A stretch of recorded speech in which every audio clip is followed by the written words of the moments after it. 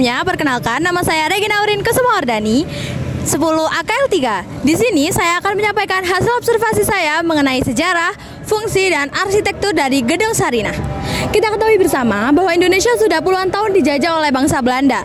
Karena hal itu juga, Indonesia memiliki banyak sekali bangunan peninggalan Belanda yang masih berdiri hingga saat ini. Bangunan tersebut juga menunjukkan perkembangan arsitektur dan peradaban pada masa itu. Gedung Sarinah salah satunya. Gedung ini terletak di pusat Kota Malang, tepatnya di Jalan Jenderal Basuki Rahmat nomor 2A, Kidul Dalem, Kecamatan Klojen, Kota Malang. Gedung Sarinah dibangun pada tahun 1820 sebagai rumah dinas Bupati pertama Malang. Gedung itu juga sempat digunakan untuk perkumpulan kaum di elit bangsa Belanda berdansa, bermain biliar, dan bercengkrama, dan berganti nama menjadi Sociëteit Condordia.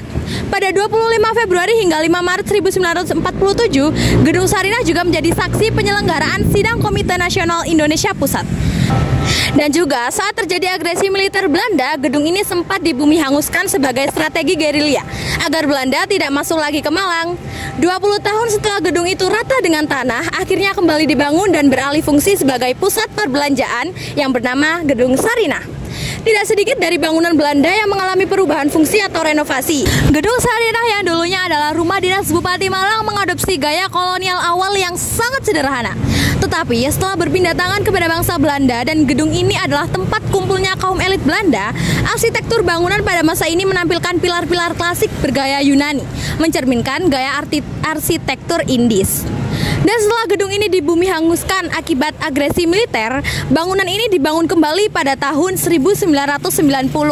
Desain arsitekturnya menampilkan gaya modern dengan elemen kontemporer, seperti penggunaan material kaca dan bentuk geometris yang sangat tegas, namun tetap mempertahankan beberapa elemen klasik.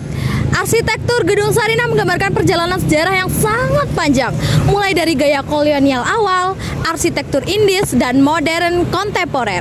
Mendengar perjalanan sejarah dari Gedung Sarinah, saya sangat terpukau karena setelah saya observasi langsung, saya merasakan nilai sejarah dan historis yang sangat kuat dari gedung ini. Selain itu, untuk mengenal sejarah dari Gedung Sarinah, pemilik gedung ini juga membuatkan prasasti berbentuk batu kecil di depan gedung ini. Sekian hasil observasi yang dapat saya sampaikan. Mohon maaf bila ada salah katanya. Terima kasih dan sampai jumpa lagi.